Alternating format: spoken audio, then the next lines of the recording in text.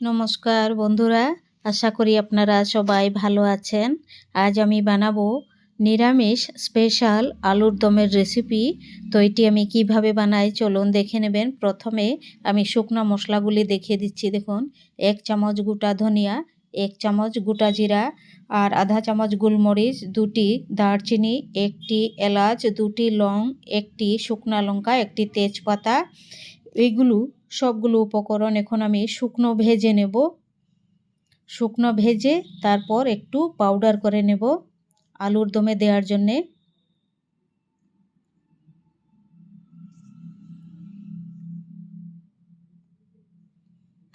দু মিনিট একটু ভেজে নিচ্ছি ভালোভাবে।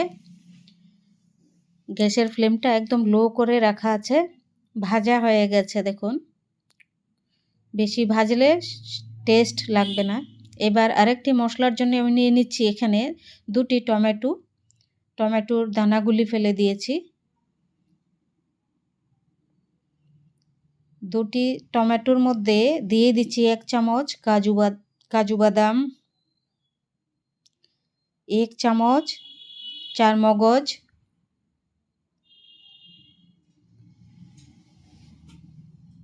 তারপর দিয়ে দিচ্ছি 2টি কাঁচা লঙ্কা, 1 পিস আদা, ছোট 1 পিস আদা আর 2টি কাঁচা লঙ্কা দিয়ে এবার জল ছাড়াই খুব মিহি করে পেস্ট করে নেব।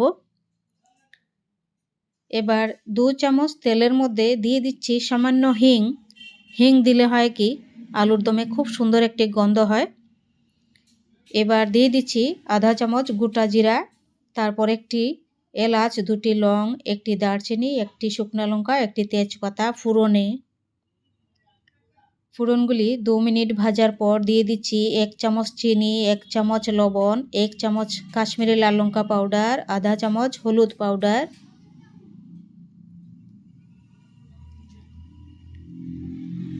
এবার 2 মিনিট একটু ভেজে নিচ্ছি। আগে চিনি আর লাল লঙ্কা পাউডার দিলে হয় খুব সুন্দর কালার হয়, এর জন্য আগে দিয়ে দিলাম চিনি আর লাল লঙ্কা পাউডার তেলের মধ্যে।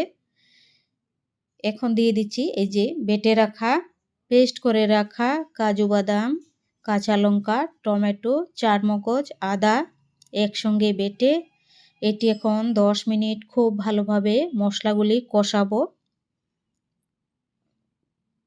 10 মিনিট এটি কষিয়ে নিচ্ছি।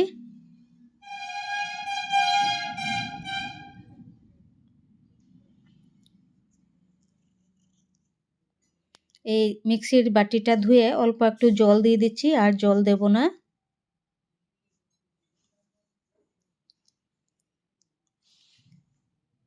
এবার দিয়ে দিচ্ছি 250 গ্রাম সেদ্ধ করে রাখা আলু। এখানে 250 গ্রাম আলু নিয়েছি। আলুটি আমি আলাদা করে ভাজিনি, তাও দুর্দান্ত হবে। এরকমভাবে খুব সহজ পদ্ধতিতে বানিয়ে দেখবেন, অসাধারণ লাগবে আলুর দম। দেখুন 10 মিনিট কষালাম, খুব ভালোভাবে কষানোর পর এইরকম হয়েছে কালার, খুব সুন্দর। আরও 10 মিনিট কষিয়ে নেব।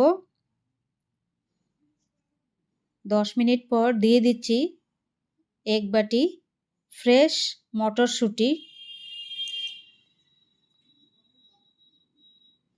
মটরশুঁটি দিয়ে আরও 5 মিনিট জাল করে নিচ্ছি।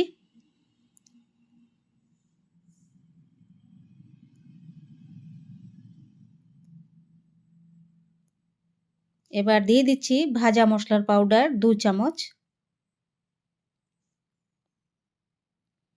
ভাজা মশলার পাউডারটা দিলে আরও খুব সুন্দর গন্ধ হবে, খুবই দারুণ টেস্ট হবে।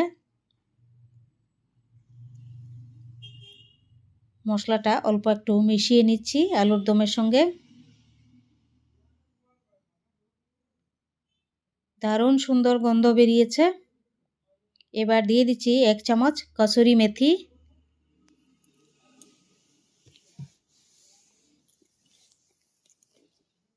এবার আরও 2 মিনিট এরকমভাবে আমি রান্না করে তারপর একটু ঘি দিয়ে তরকারিটি নামিয়ে নেব। হয়ে গেছে প্রায়, দেখুন আলুর দম।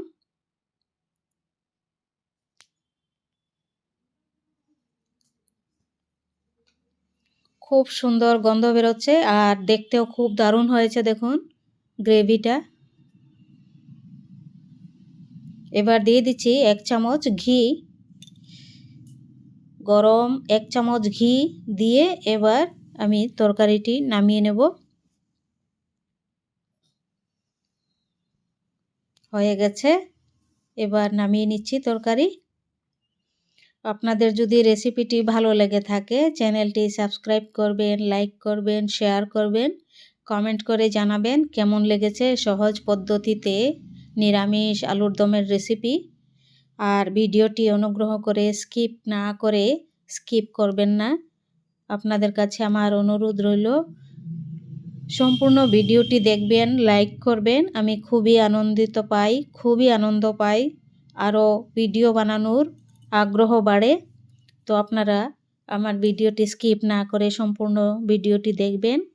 আর এইরকমভাবে আলুর দম খুব সহজ পদ্ধতিতে বানিয়ে রান্না করে খেয়ে দেখবেন, অসাধারণ। লুচির সাথে, রুটির সাথে, শুকনো রুটির সাথেও দারুণ লাগবে, ভাতের সঙ্গে, পোলাওর সঙ্গেও ভালো লাগবে। এইরকম গ্রেভি, এইরকম আলুর দম নিরামিষ অসাধারণ। মাছ মাংস একদম মানে ফেল করবে এইরকম আলুর দম হয়েছে। তো অবশ্যই এরকম বানাবেন, বানিয়ে খাবেন এই ঠান্ডার মধ্যে গরম গরম আলুর দম আর লুচি। আর যারা লুচি খেতে পছন্দ করেন না তারা রুটি দিয়ে খাবেন, ভাত দিয়ে খেতে পারবেন। সবাই ভালো থাকুন, সুস্থ থাকুন, আর আমাকে অল্প দয়া করে আপনারা সাপোর্ট করবেন। সবাই ভালো থাকুন।